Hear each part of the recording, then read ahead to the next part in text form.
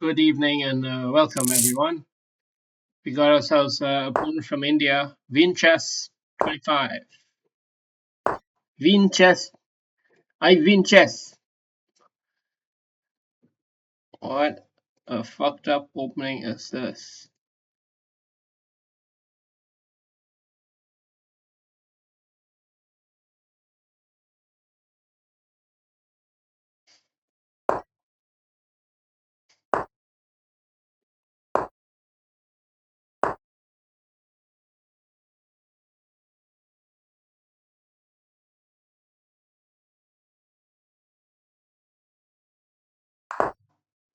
So yeah, let's check out this guy's profile, but we have to figure out our next move now. It's a critical moment.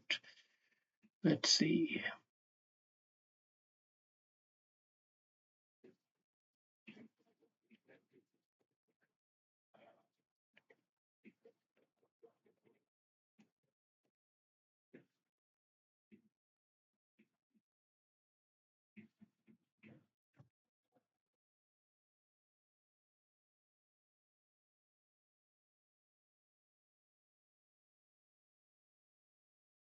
Okay. I was deliberating about this A5 push, but I've ultimately decided against it, and I'm going with a more centralized approach.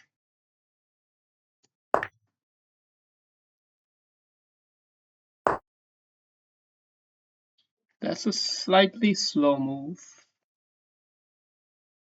but probably okay.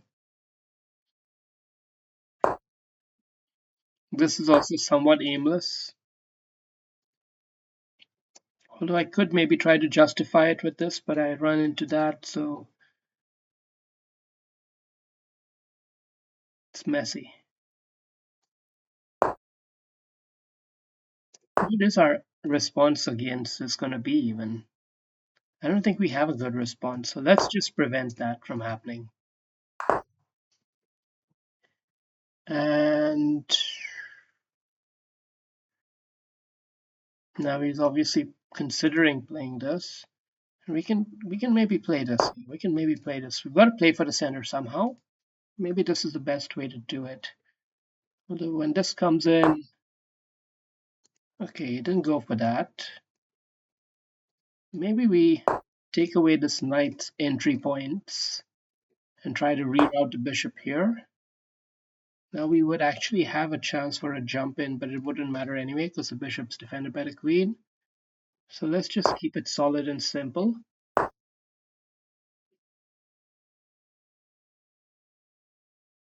Bishop here, queen here is tempting, but ultimately I don't think it does enough.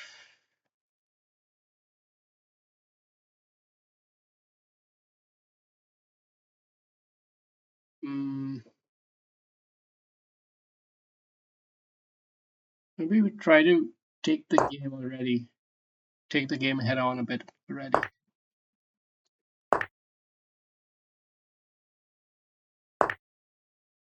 Now I can decide if I take it with if I take it with the rook, then I'm still asking the question here. So we end up winning a pawn in this whole exchange.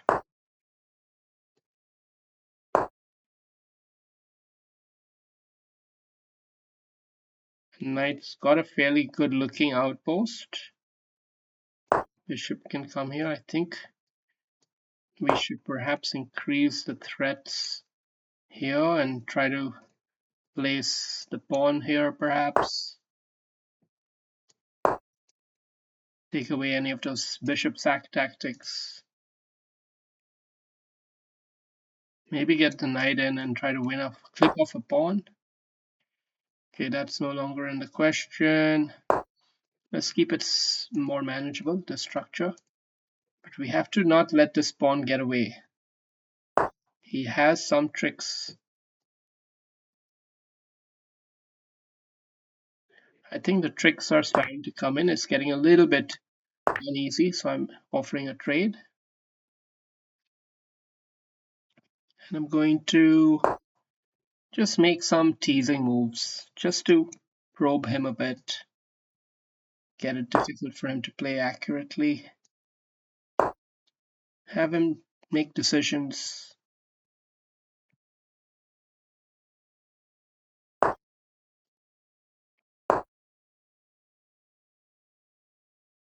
We're still now putting some pressure down here. He's gonna have to try something like this.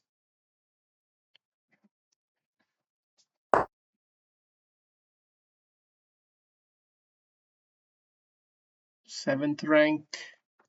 I'll take the pawn.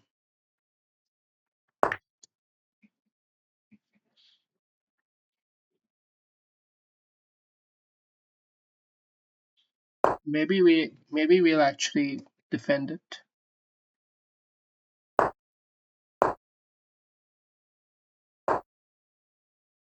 We'll defend the seventh rank and maintain healthy pressure on this pawn, which will be hard for him to dislodge because of this knight's positioning. Oh, I could have taken it right there. Anyway, let's centralize the king first. The point is this pawn will fall one way or another, I'm quite certain.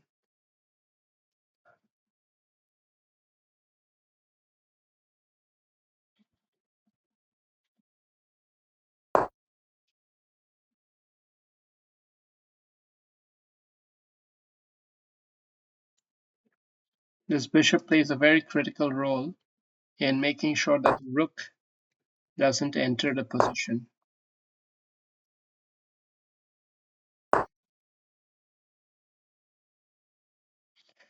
We just fluffed this up a bit. We might have fluffed it up a bit, but we've still got great positioning with the knight. And only thing, we don't have much of his time, actually.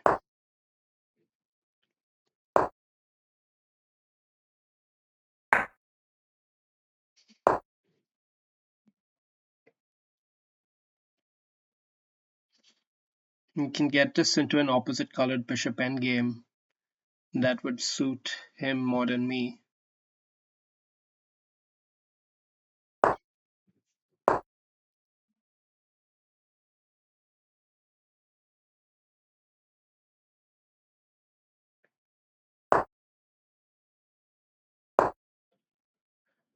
Keeping that knight alive. I know it's weird, considering he has the bishop pair, but somehow. Okay, we're dancing around with this knight a bit too much without much plan. So we're gonna have to sharpen up a bit here.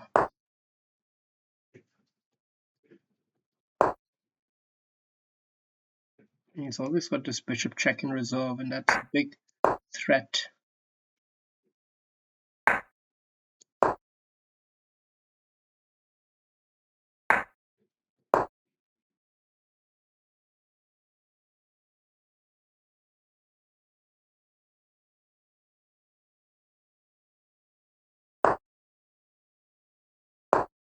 Now we gotta find a way to go after that, but we need the king to be in position so that when the rook check comes, he doesn't win the bishop. That's why we've played it with just the right ordering, perfect ordering, but now we've got the rest of the game in our hands here to play.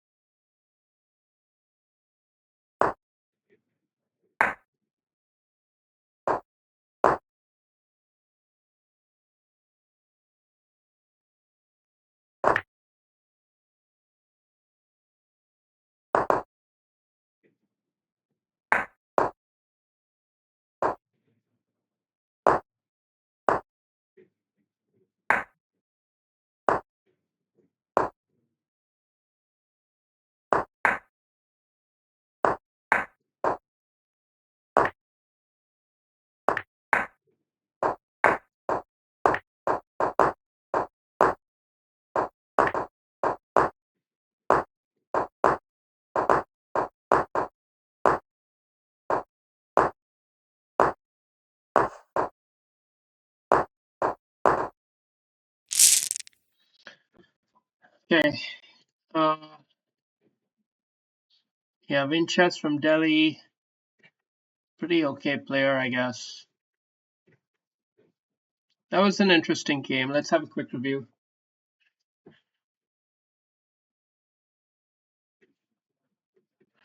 81, 86, 22, 23. It's a pretty decent game. Not extraordinary, but decent. It's a weird opening that he started with. And I was deliberating on a5, and computer likes it actually. Computer likes that more than the plan I chose. What does that mean though? I never understood this point, you see. I don't understand when it's good to go and open it up and trade the rooks versus when is it not good. And I want to try to understand what the next moves might be. Knight f3, ax b4, ax b4, rook x e1, yeah. And then queen b6 is the follow-up. Queen b3. And then knight e4. Oh, attacking this. That's the whole plan. You see how deep you gotta go to figure out patterns, or is this just inhuman? But that is a key part of the reasoning for this valuation, which I was not understanding. And it turns out that you gotta break it like this. Here I don't understand why he wouldn't take it with a queen. No. Can't you take it with the queen? No, okay, queen check, here comes. It gets messy. Yeah, knight falls after, maybe, yeah. Okay, well, good line. This rook move was too slow. Better was queen b6. Yeah, somehow that idea never even comes to mind here because I'm so accustomed to knights being here ready to attack like that. So that's a big nuance to also pay attention to when a knight comes here. Queen b6 becomes much more appetizing, maybe. I don't know. Just trying to find shortcuts to remember some strategic ideas. Here we went for it, but actually we should have played more measured.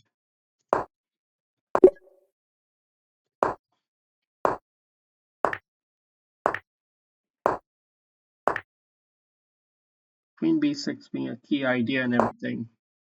Anyway, we went with the wrong approach and he made an even bigger blunder. What he needed to do was come in there and make it a bit messy that way, but that's also difficult. So very natural moves what ended up getting played. But ultimately he was diluting the tension first, which meant I got the extra tempo, and that is what led to the eventual material gain. Then we simplified effectively here. Although it got a bit tricky with this knight.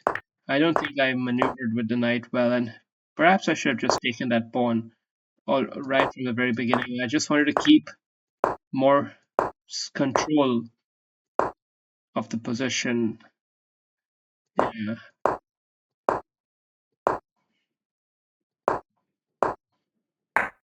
Yeah, I didn't really play this part very well, but still had the aces up my sleeve ultimately. So sooner or later, it all came to fruition, and of course, the end game. All right, well,